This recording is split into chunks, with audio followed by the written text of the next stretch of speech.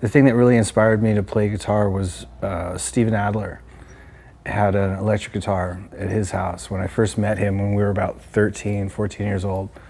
And he used to plug this thing in and just bang on it to Kiss records on full blast.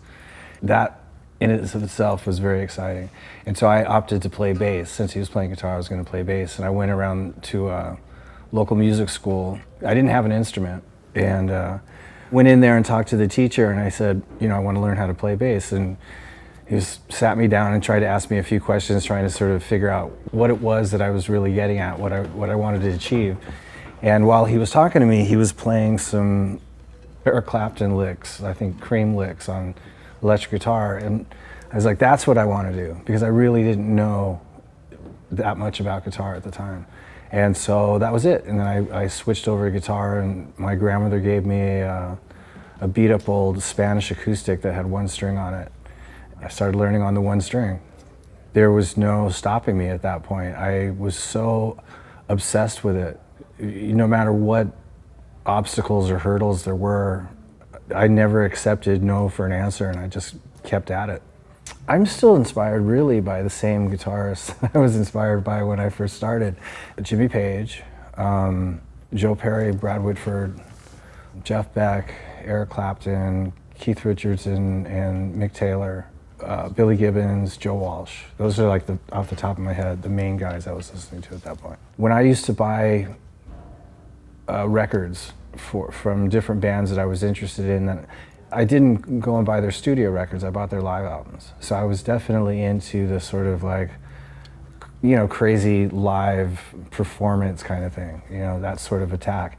It wasn't about, you know, sort of recording studio achievements, sonic nuances in the studio. It was about spur of the moment live playing, you know, totally that energy that goes along with it, and also about the energy of a band playing together and solos that were in context of the song and not just look at what I can do in 5 minutes just guitar soloing, you know. Apocalyptic Love was designed to be live in the studio and captured. No overdubs, no edits, no anything, just pure live recording. Whereas this one, we recorded live in the studio, but there's overdubs, there's harmonies. I just wanted to make a more produced record that had, there was a lot of songs on Apocalyptic Love which I would have loved to have done some layering on and some harmonies and stuff, but we strove to do it live. So on this record, I sought after getting a really good recording, really good textured recording. I was really lucky stumbling, you know, across Brent and Todd, because they're just phenomenal rock and roll guys. Brent's just got this great sort of a little bit behind the beat, firm rock feel that he's just a great player. And Todd's an amazing bass player and great singer as well. And then Miles was just somebody that really I sort of came upon more or less by accident when I was doing my first solo record with all the different singers. And I've been hearing a lot about him for years prior to actually meeting him. And he just has an amazing voice and you know, another, you know, he was a great lyricist and an important factor with Brent, Todd, and Miles is they're just really great guys and really easy to work with. But we've sort of developed a real chemistry since 2010 when we first started working together. It's the individual personalities really where the sound comes from. I mean, that took me years before I started to realize that, you know, I've always been a less is more person, but I've started to realize more and more that less is more. And I found that it's really about, you know, the individual as far as what the actual sound and, you know, and the style and all that kind of stuff. So as a kid, I was raised on a really heavy diet of music and mostly rock and roll and stuff. But when I first picked up the guitar, I hadn't had any aspirations prior to that to start playing guitar, so I knew absolutely nothing about it. And the first electric guitar I ever bought was a Les Paul copy.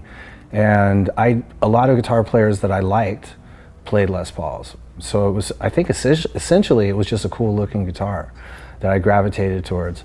And then over the next couple of years, I trial and error with a lot of different styles of guitars.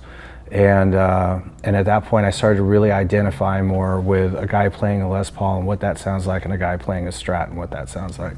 And I just ended up naturally and comfortably back with a Les Paul, and it's just always been a tonal thing that just sort of speaks to me. You know, I love the sound of a lot of guitars, but I don't feel as at home with any other guitar besides Les Paul. It's the best sort of conduit to express myself with, you know.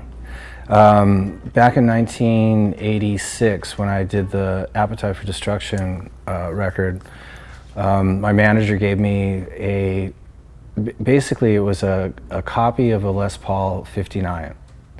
So at that time, I don't know if they were doing 59 reissues, but it was this really beautiful handmade 59 copy, basically. And so I used that for that album, and consequently, you know, many albums since then. And so at one point I went to Gibson, I said, well, why don't we make a real Gibson copy of a Gibson copy? So basically the Slash Les Paul is modeled after the 59 copy of a Les Paul that I've had since 1986. When my old band Guns N' Roses was opening for the Stones at the Coliseum, and I think that was the first concert I ever went to as a teenager that I bought tickets for, and the whole, you know, was the World Music Festival at the Coliseum. So there was a very strange feeling going in there and playing there for the first time. But I mean, there's moments like that peppered through my career from the beginning up into the present, you know. Probably the thing that keeps me doing it is the same thing that got me started in the first place. I mean, I love music, and I love guitar, and I love solo guitar, I love riffs, I love everything about rock and roll guitar. And there's, you know, it's a never ending, there's so many great things that you can strive for with it. There's always things to discover with it. You know, I mean, it's just an ongoing passion.